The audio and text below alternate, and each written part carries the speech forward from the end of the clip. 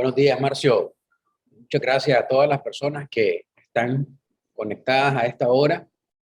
Mi agradecimiento al Colegio de Contadores por esta honrosa invitación a participar en el tercer encuentro virtual de cumplimiento tributario. Como les decía Marcio, mi nombre es Ricardo Guerrero. Soy abogado especialista en temas de seguridad social y he ejercido la docencia en temas de seguridad social a nivel de posgrado y de maestría durante los últimos 20 años.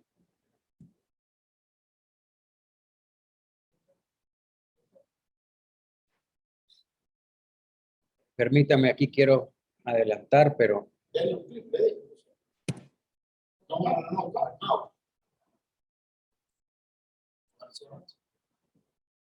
Ok.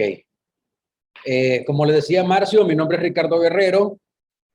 Soy catedrático en temas de seguridad social y socio director del programa Educando en Seguridad Social. El programa Educando en Seguridad Social es un programa que se dedica a fomentar el estudio y la investigación de la seguridad social en Nicaragua, ya que es un tema que constantemente crea mucha duda en muchos sectores de la población, y entonces nosotros por medio del programa tratamos de dar respuesta a las personas que quieren conocer temas de seguridad social. El tema que se me encomendó el día de hoy hablar se llama la seguridad social en Nicaragua y su enfoque tributario, ¿verdad?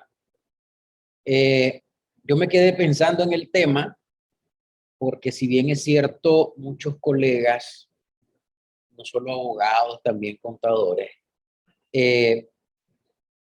manejan o quieren darle a la seguridad social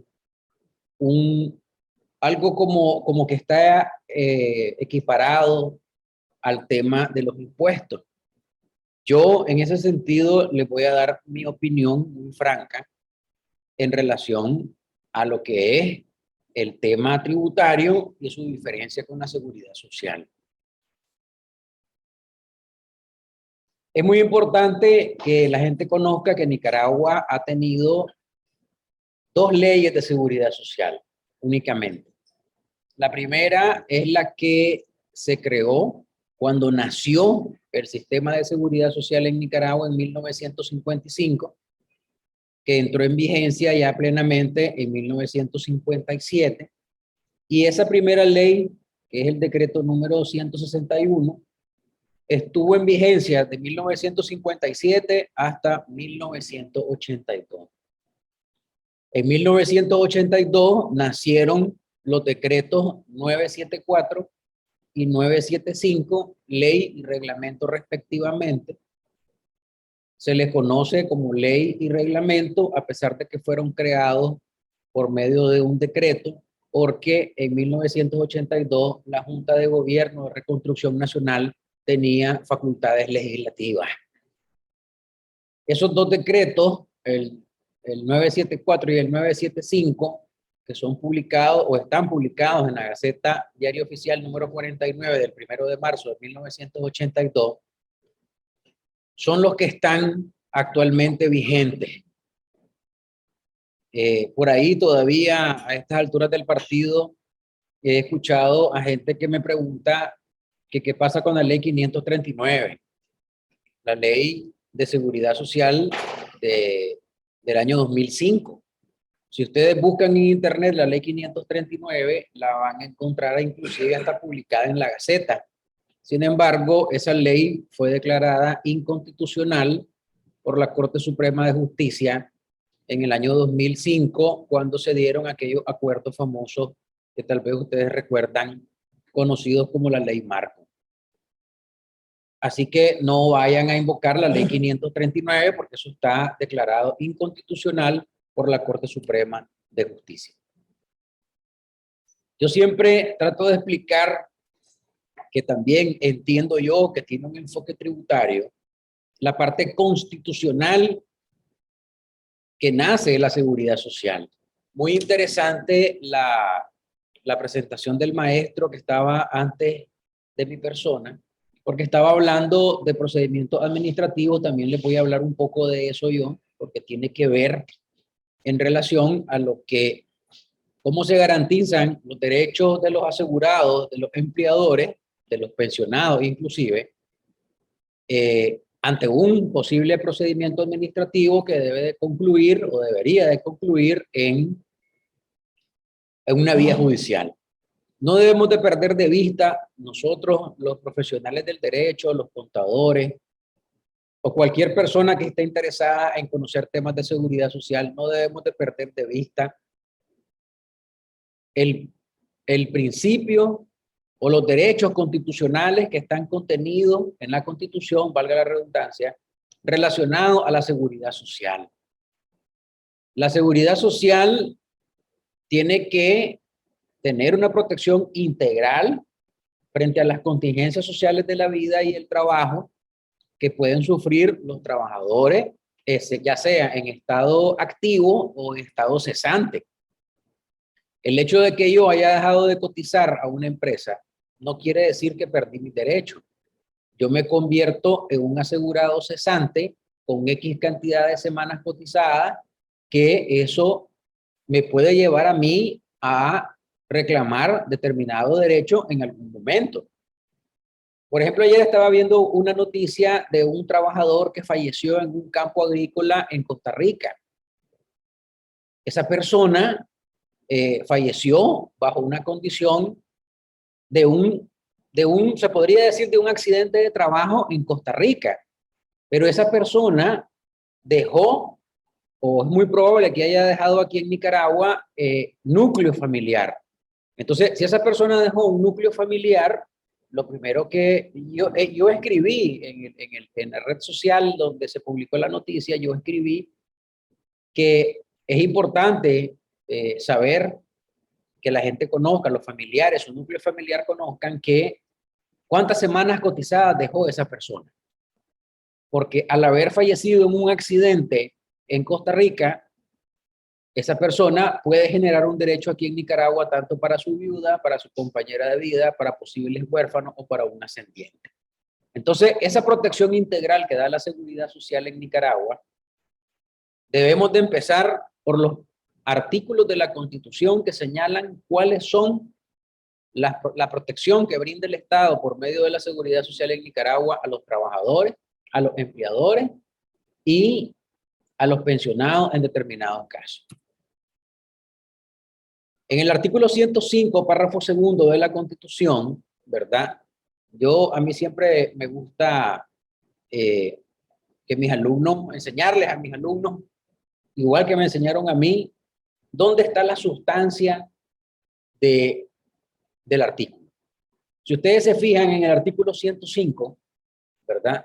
Y eso, a propósito de la presentación que estaba haciendo el profesor anterior, que me gustó mucho, fue muy interesante, que los principios constitucionales que rigen a la seguridad social, como ese que está señalado ahí en negrita, por ejemplo, es un servicio que debe de brindar el Estado como un deber indeclinable y que está obligado a prestarlo sin exclusiones, lo cual quiere a mejorarlo y ampliarlo. Entonces, ese principio constitucional les puede servir a ustedes al momento de que la institución rectora de la seguridad social en Nicaragua niegue una prestación económica, por ejemplo. Yo he tenido muchas discusiones con algunos colegas en relación, por ejemplo, a cuando se niega una pensión de viudez. Les voy a poner el ejemplo rapidito. Una pensión de viudez se niega en Nicaragua cuando la mujer no demuestra la dependencia económica del hombre. Está bien, el artículo 1, inciso ñ del reglamento lo establece, que debe de haber una dependencia económica, pero recuerden que estamos hablando de una ley de 1982. Entonces, ante las personas que yo les hago la pregunta, inclusive funcionarios del INSS, y entonces les pregunto yo, ¿qué pasa con una mujer que trabaja? ¿Qué pasa con una mujer que no depende de un hombre. El hombre cotiza a su seguro de invalidez, vejez y muerte el 4.75% de su salario cotizable, y él fallece y deja a su viuda. Entonces, como la mujer no es dependiente económicamente de él, la pensión se niega. Entonces, no tiene sentido. Alguien me decía una vez, un colega, que dentro de las posibles reformas que debería de tener la seguridad social en algún momento, se debería de hablar de la dependencia económica relativa de una mujer. Sí, le digo, yo tenés toda la razón, que puede haber una dependencia relativa o una dependencia económica absoluta. Pero la pregunta es, ¿por qué se niega la prestación si la mujer trabaja? Si no depende de un hombre. Inclusive, les comento que hay unos artículos del Código de la Familia que hablan de que un matrimonio puede establecer o acordar que cualquiera de los cónyuges vaya a estudiar fuera del país. Es un derecho de la familia, es un derecho del matrimonio, de la unión de hecho estable. ¿Y qué pasa si uno de los dos muere en un accidente en el extranjero? Cualquiera de los dos se convierte en viudo.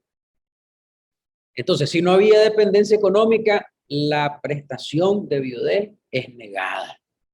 Entonces, ese artículo que ustedes tienen ahí, el 105, les va a servir de mucho porque, si ustedes se fijan, la norma constitucional dice que está obligado el Estado a prestarlo sin exclusión, a mejorarlo y ampliarlo.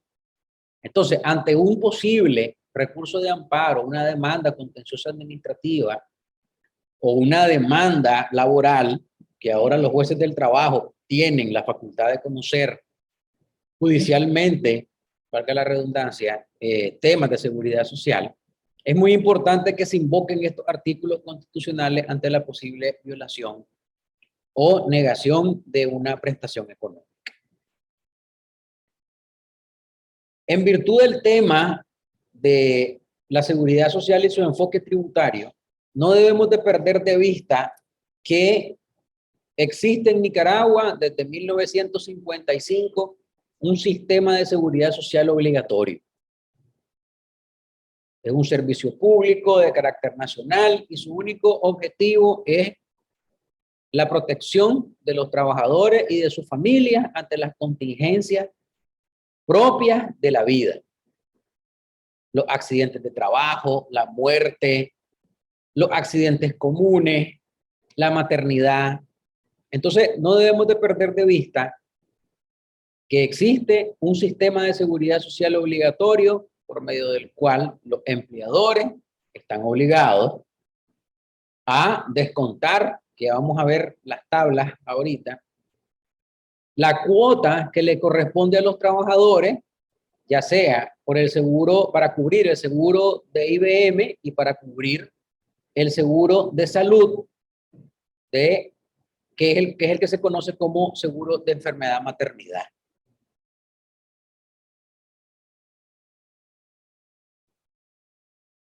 ¿Quiénes son sujetos de aseguramiento obligatorio? Este artículo 5 de la Ley de Seguridad Social de 1982 ha tenido algunas reformas relacionadas con lo que se conoce como los servicios profesionales.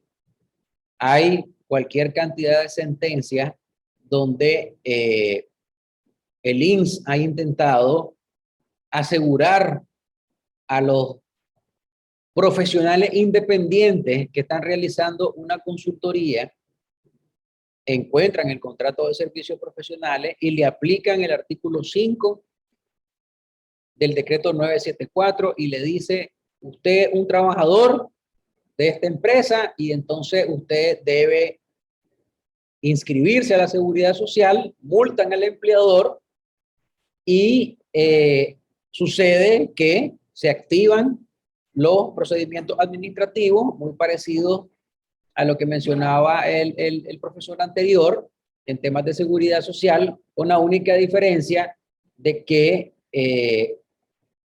se debe agotar la vía administrativa. Entiendo yo que el Código Tributario también obliga al agotamiento de la vía administrativa, ¿verdad? Pero en temas de seguridad social, ante una ley de 1982, solo hay un único artículo, que es el 131, que habla del procedimiento administrativo.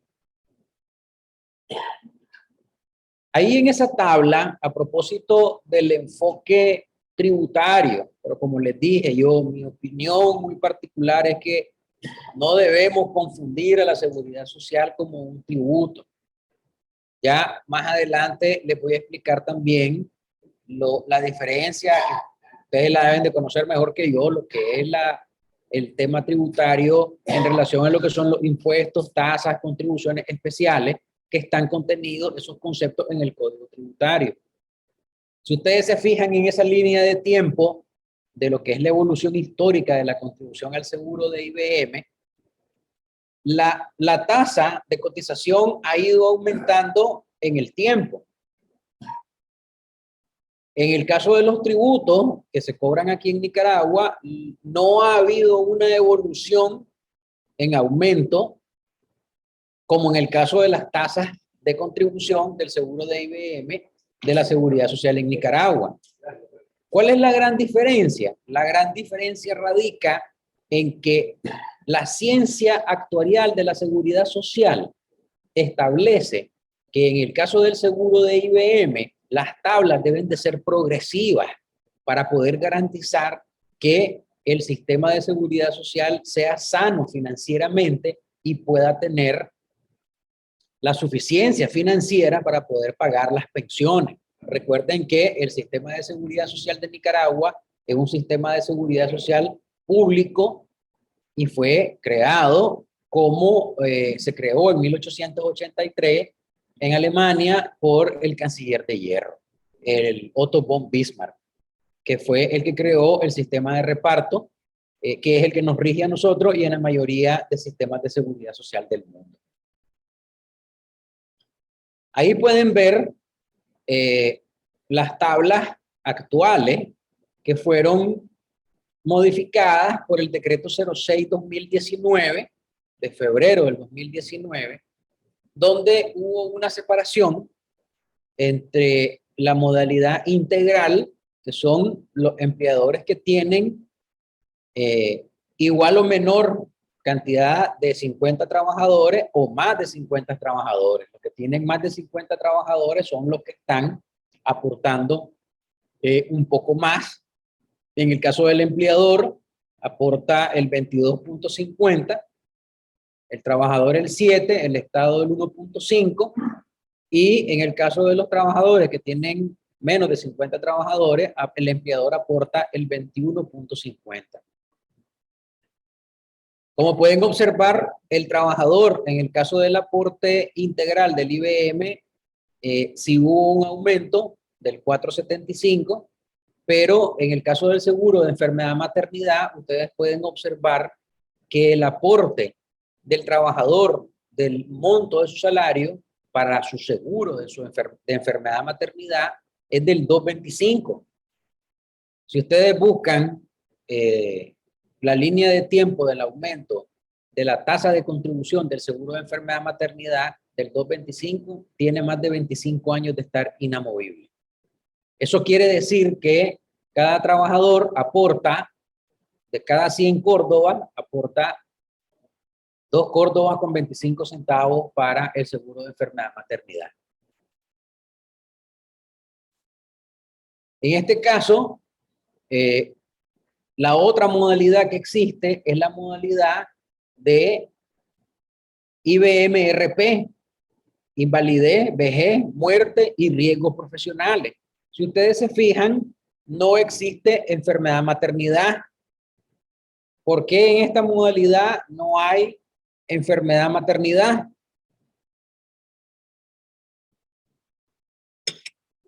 Se la voy a dejar al final para ver si alguien me la contesta. El aporte es menos, lógicamente, porque no existe aporte ni del empleador ni del trabajador para el seguro de enfermedad-maternidad. No hay que confundir la modalidad anterior, que es la modalidad integral, con lo que es la modalidad IBM-RP. Ahí me gustaría que alguien opinara en relación a que se conoce la diferencia entre esas dos modalidades.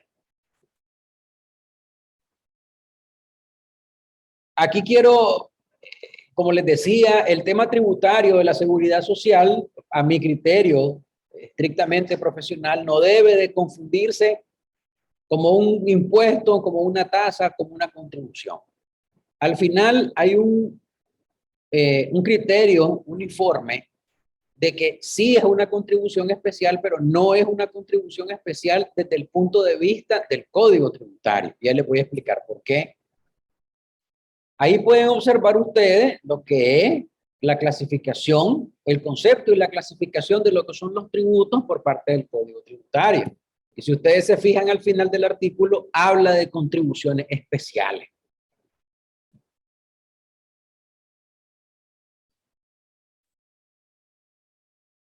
Las contribuciones especiales que habla el Código Tributario son relacionadas o parecidas, por decirlo así. Yo no soy tributarista, les aclaro, ¿verdad? A lo que es una tasa. La tasa es cuando yo voy a sacar mi pasaporte, pago una tasa y me entregan mi pasaporte. Ahí me corrigen ustedes si yo estoy errado. La contribución especial desde el punto de vista tributario es algo parecido. Una contribución especial que el contribuyente, valga la redundancia, paga y recibe algo a cambio. No así en el caso de los impuestos. Yo siempre le digo a mis alumnos, cuando ustedes van a pagar un impuesto, ni las gracias le dan. Ni las gracias le dan. Pagan el impuesto, porque por ahí hay un concepto que dice los impuestos, impuestos son. Estamos obligados los ciudadanos a pagar.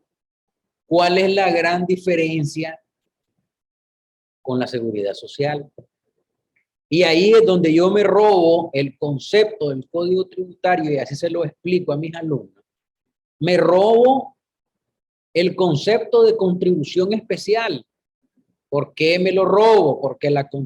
Porque para mí la seguridad social es una contribución especial, pero no desde el punto de vista tributario. ¿Por qué? Porque mi contribución por medio del aporte que yo hago como trabajador en la modalidad integral, tanto mi aporte para el IBM, mi aporte para la enfermedad y maternidad, es un aporte que yo tengo, que yo hago en conjunto con el empleador y con el Estado para tener protección integral ante las contingencias de la vida. De tal manera que si yo me enfermo, inmediatamente yo voy a pasar una consulta médica. Si sufro un accidente de trabajo, voy a pasar una consulta médica y soy atendido de manera inmediata.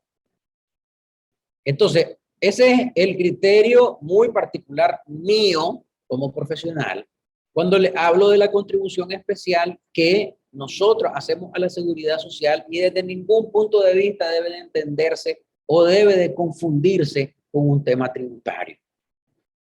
Lo que pasa es que lo vemos, el empleador lo mira como un tema tributario porque él dice, yo tengo que pagar el aporte en la modalidad integral, yo pago el 22.50 como empleador. Eso quiere decir, eso, ¿cómo lo traduce el empleador? ¿Cómo lo traduce el financiero de la empresa? Que de cada 100 córdobas que yo me gano, yo tengo que pagar 22.50 de contribución a la seguridad social. Pero recuerden que la contribución es tripartita, es empleador, trabajador y Estado.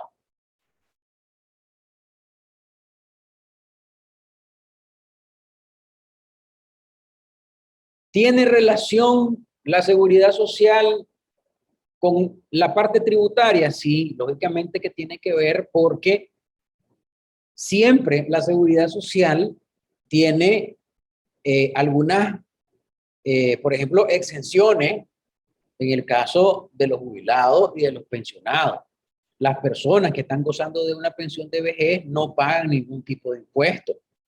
Entonces, siempre hay una relación entre la seguridad social y los tributos, pero no deben de combinarse, porque una cosa es un impuesto y otra cosa es la contribución especial que hacemos nosotros como empleadores, como trabajadores, a la seguridad social. En el reglamento de la ley de concertación tributaria se expresa algo muy común que todavía después de casi 20 años que tengo yo de dar clase, todavía la gente lo pregunta. ¿Qué pasa con los subsidios? ¿Qué pasa con el subsidio del 60% y el 40%? Partiendo de lo que dice el reglamento de la ley de concertación tributaria, el subsidio del artículo 93 está exento de cualquier impuesto. Si ustedes leen detenidamente el artículo 93 de la Ley de Seguridad Social, este establece que ante una contingencia de una incapacidad permanente del trabajador, este está o puede gozar de un subsidio equivalente al 60% a cargo de la Seguridad Social. Eso es lo que establece el artículo 93 de la ley de 1982. A medida que ha pasado el tiempo, se fue incorporando el tema del famoso 40%. Miren, el 40% no existe en ningún lado. El 40% se convirtió en una costumbre que es una fuente del derecho laboral. Si ustedes buscan en el tesauro, por ejemplo, de la jurisprudencia administrativa del año 2008, que está en la página web del Ministerio del Trabajo, se estableció el criterio de que el 40% se debe de pagar cuando se volvió costumbre en la empresa. De tal manera que el trabajador se va con el 100% de su salario por razón del subsidio. Pero todo eso se convirtió en costumbre. Y al ser la costumbre una fuente del derecho del trabajo, todavía los empleadores tienen dudas de saber si deben o no pagar el 40% de subsidio. Sin embargo, como les repito, la naturaleza jurídica del artículo 93 de la Ley de Seguridad Social es que lo que se paga es el 60% a cargo de la Seguridad Social y el cual se encuentra exento de toda retención.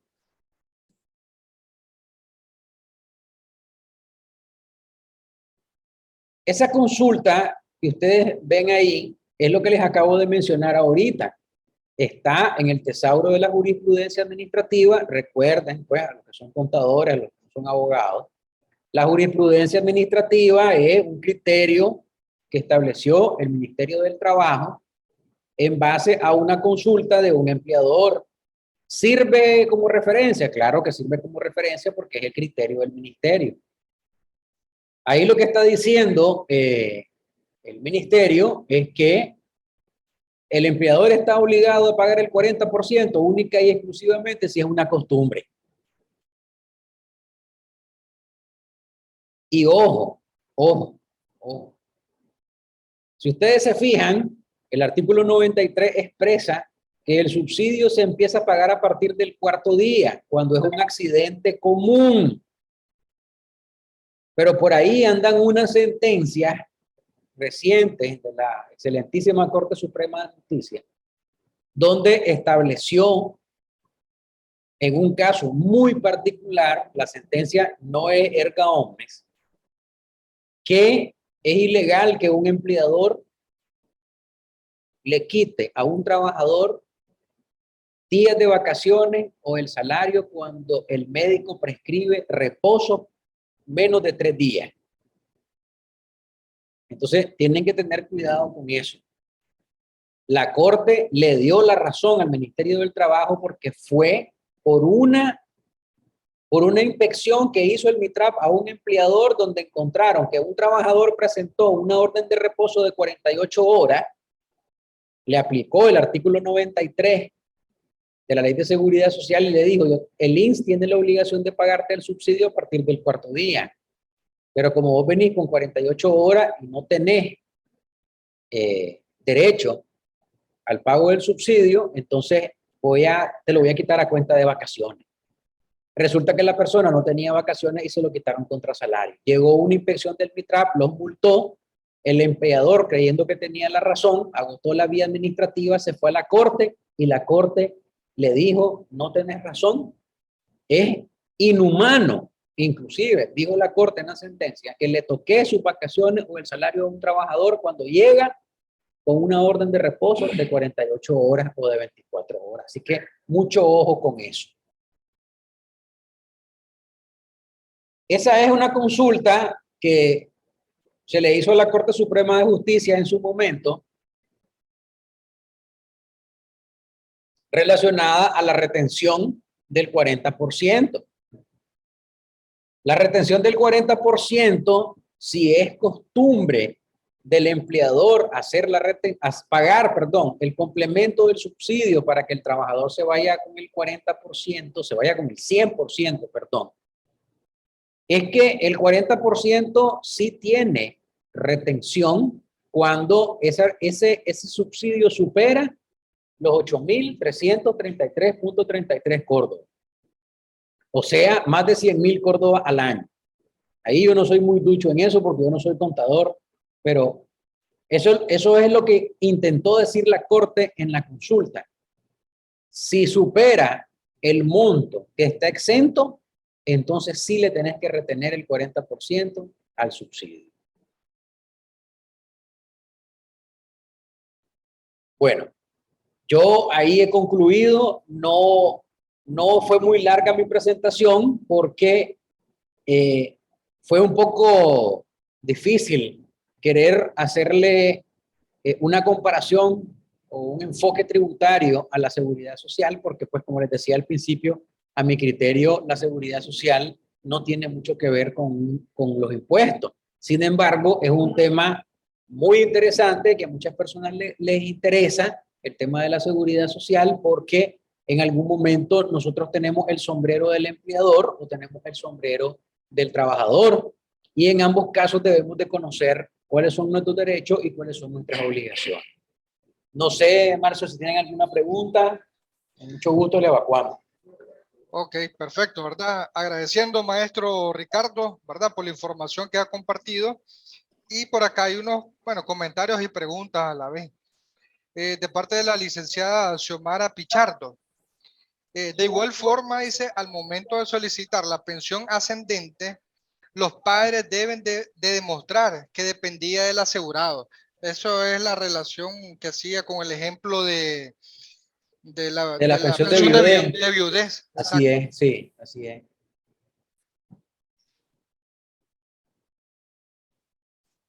De parte del licenciado Silvio Gómez, en sí es una forma, bueno, un comentario, en sí es una forma de tributo clasificada, es una forma de tributo clasificada como contribución especial dentro de los tributos nacionales, se conoce como deducciones a la relación laboral. Sí, lo que pasa, solo permitime, lo que pasa es que sí, o sea, si lo ves desde el punto de vista, así como lo menciona Silvio, de una contribución, es una retención que le hace al trabajador y entonces lo retenés y lo enterás a la seguridad social, pero mi punto, yo estoy de acuerdo con los comentarios de Silvio, pero mi punto es, cuando vos le retenés el IR a un trabajador, el empleador lo traslada a la administración tributaria, ¿sí o no? ¿Qué beneficio tiene el trabajador de esa retención y de ese traslado del impuesto? Ninguno.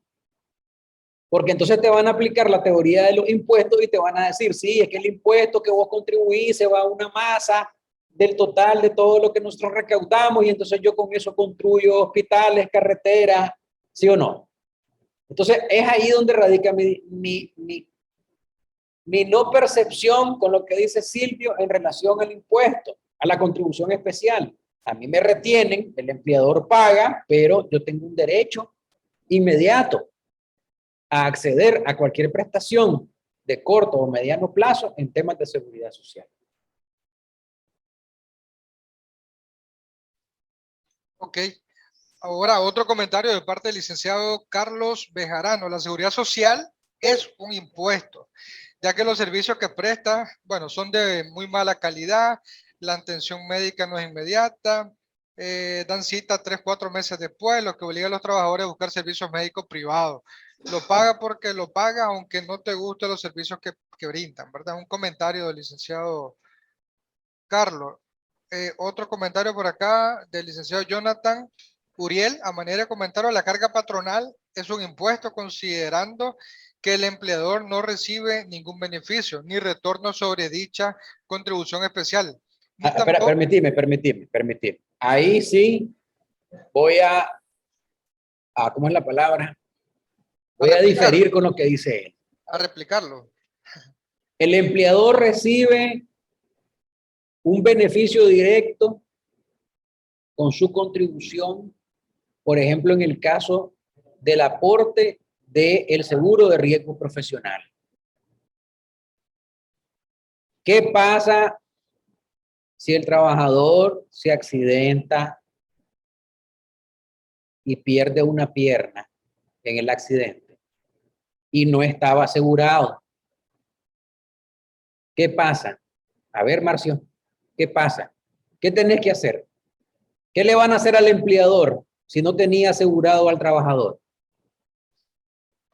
Una demanda, ¿no? ¿Mm? Lo van a demandar. Lo van a demandar y si se encuentra un abogado como yo, lo voy a dejar en la calle. Porque lo primero que tiene que hacer él es indemnizarlo. Si el trabajador fallece en el accidente, ¿qué va a pasar? Yo le voy a cobrar hasta el café de la vela al empleador. Y lo primero que voy a hacer para garantizar eso es un embargo preventivo al empleador. Le embargo la camioneta al gerente preventivamente. Ya está, para cubrir los gastos del funeral. Tengo que enterrar a mi cliente. ¿Por qué? Porque usted no lo tenía inscrito en la seguridad social. Se accidentó y se murió. Y sumado a eso, la contribución del empleador a ese accidente de ese trabajador que falleció dejó una viuda y dejó un huérfano. La contribución del empleador al seguro de riesgos profesionales cubre o va a cubrir lo que es esa pensión de viudez y esa pensión de orfandad. Así que ahí con el comentario del amigo, pues no estoy muy de acuerdo, pero respeto la opinión. Ok, de parte de la licenciada Sandra Vanessa, si se paga subsidio por maternidad y la empresa paga el 40%, se le aplica INS. Existe base legal. No, no existe base legal. No existe base legal en esos casos. Y ni tampoco se le retiene INS. Y tampoco se le retiene INS. Ok.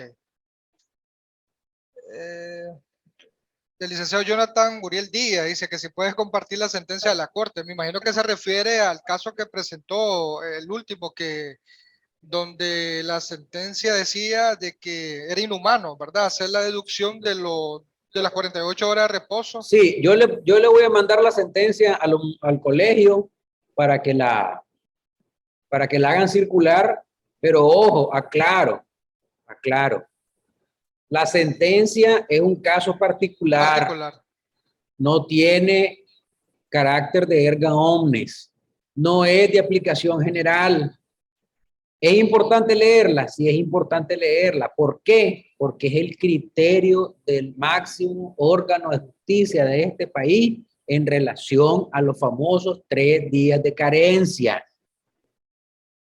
Que el subsidio se empieza a pagar a partir del 4º día, es el artículo 93. Entonces quedó en un limbo jurídico los primeros 3 días, porque el artículo no dijo qué va a ocurrir, si lo asume el trabajador o lo asume el empleador. Entonces vino la Corte mediante esa sentencia de un caso muy particular y estableció que era inhumano. Así que tengan mucho cuidado porque si les llega a hacer una inspección el MITRAP, ya, y encuentran esa situación, no se vayan de boca a querer demandar creyendo de que tienen la razón. ¿Por qué? Porque ya hay 3 sentencias o 4 sobre la misma línea.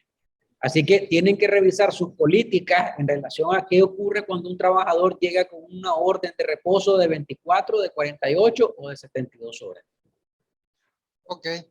Ahora, de parte del licenciado Martín Ruiz, hola, una consulta. ¿Sería ilegal si mi empleador no me reconoce los 3 días de reposo?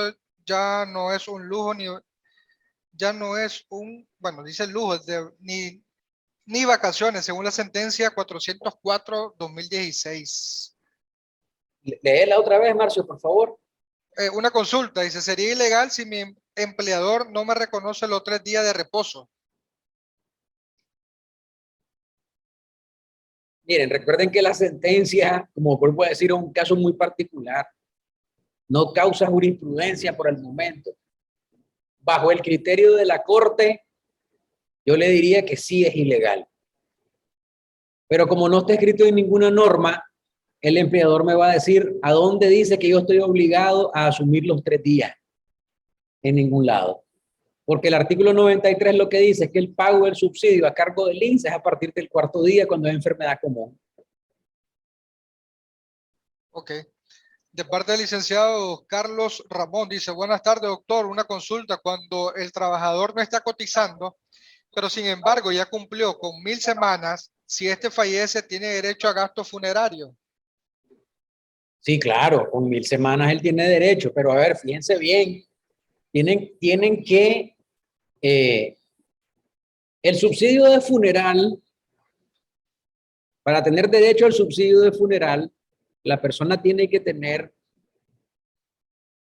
X cantidad de semanas cotizadas. Entonces, y se tiene que ver también la fecha en que falleció. Si tiene 1000 semanas, sí, es muy probable que tenga derecho.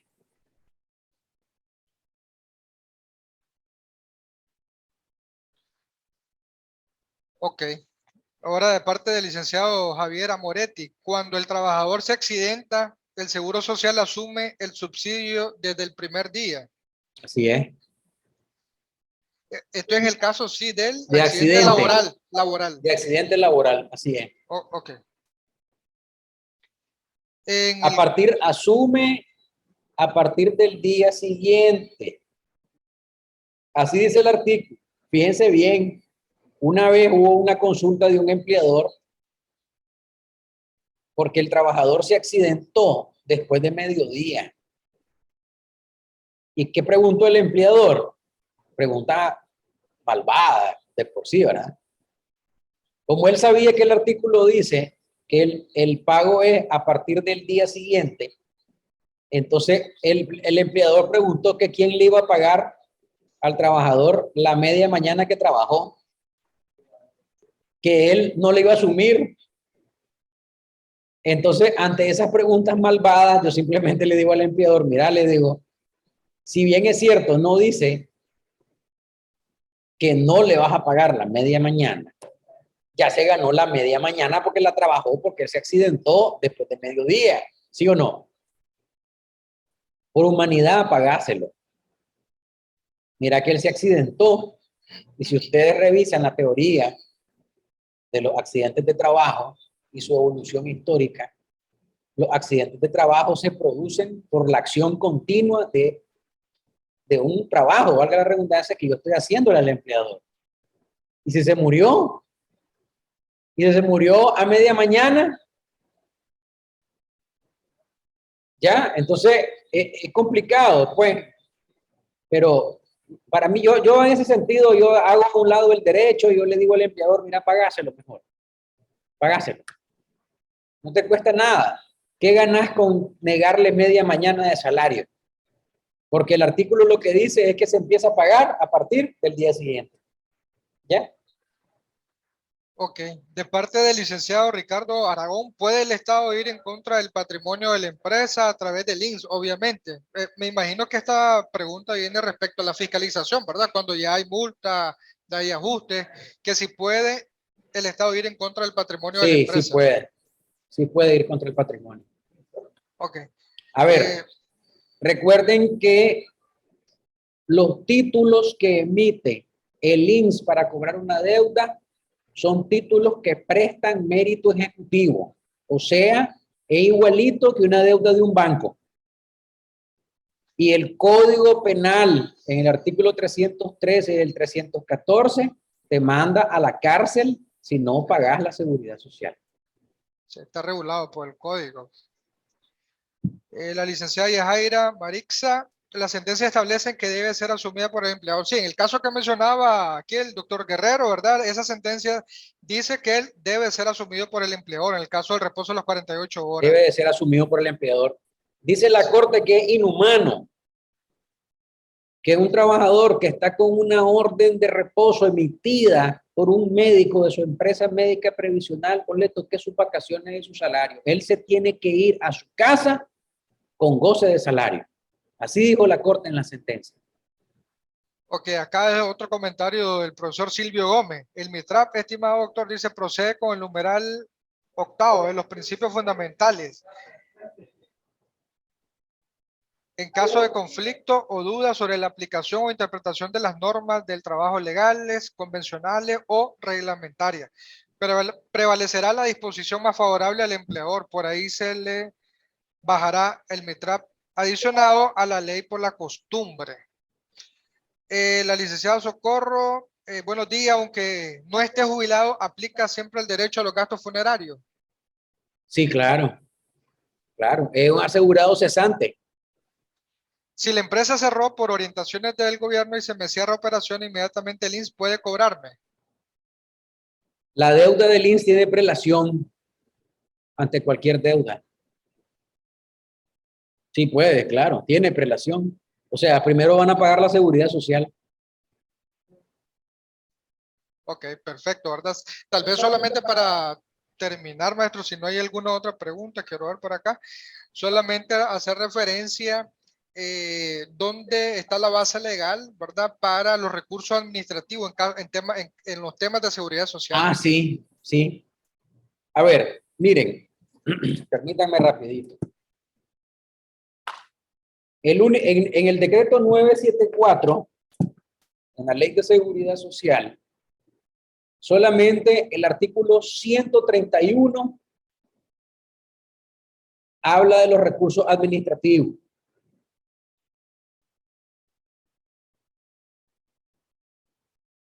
Cuando ustedes interponen un recurso, el primer recurso, el de revisión, se interpone con la base legal de la ley 290, ley de organización, competencia y procedimientos del Poder Ejecutivo.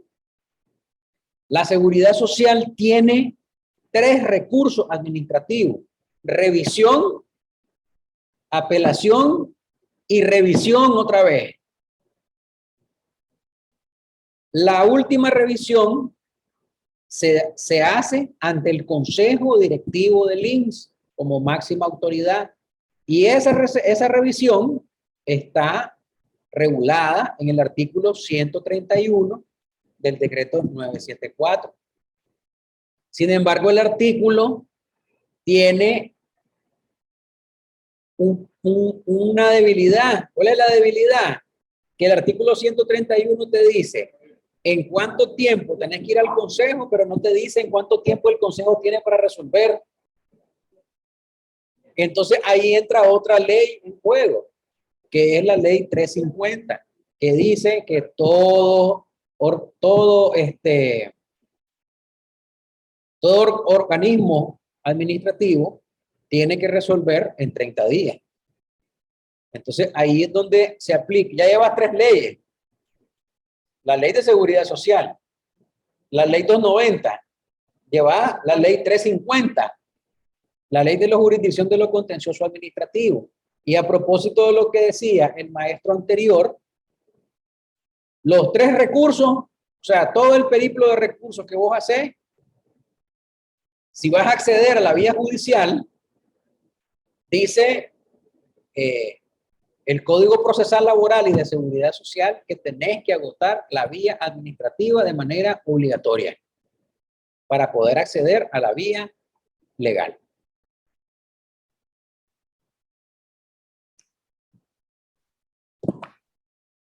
Ok, por acá tenemos dos preguntitas más para ya cerrar, ¿verdad? Ya que la agenda cerramos a las 2:45, ¿verdad? Bueno, todavía hay tiempito. El licenciado Petronio Medina dice, quizás hay que analizar el tratamiento contable fiscal cuando se reconoce al trabajador pagar el 40% del subsidio, cuando realmente lo que hiciste es una interrupción del trabajo. Bueno, más un comentario. Licenciado Marvin Suárez, en el caso del subsidio por natalidad, pre y postnatal, el empleador paga el 40% del subsidio INS, que es el 60%, y sigue pagando normalmente la facturación del INS durante esos 3 meses de subsidio, ¿cómo procede según la ley? Bueno, para ese caso, esa es una disposición que la maternidad está protegida, pero si no mal recuerdo es por el artículo 141 del Código del Trabajo, que la mujer en estado de gravidez se va con el 100% de su salario. ok, perfecto, ¿verdad? Entonces, si no hay ninguna pregunta adicional, ¿verdad? Queremos agradecer la gentileza, la amabilidad que ha tenido el doctor Guerrero para compartir esta información con nosotros. Ahí pueden ver, ¿verdad? En pantalla todas las redes sociales del doctor Guerrero, lo pueden encontrar en TikTok, en Instagram, en la red de profesionales LinkedIn, en Facebook, y también invitarlo, ¿verdad? A suscribirse a su canal en YouTube, en su programa Educando en Seguridad Social. Tengan buen provecho, ¿verdad? En su almuerzo, y vamos a regresar a las 1:45 de la tarde, ¿verdad? Con el tema la fatiga mental y sus consecuencias en el desarrollo personal y profesional. Buenas tardes y buen provecho, ¿verdad? No se desconecten, ¿verdad? Para no tener problemas luego con la conexión.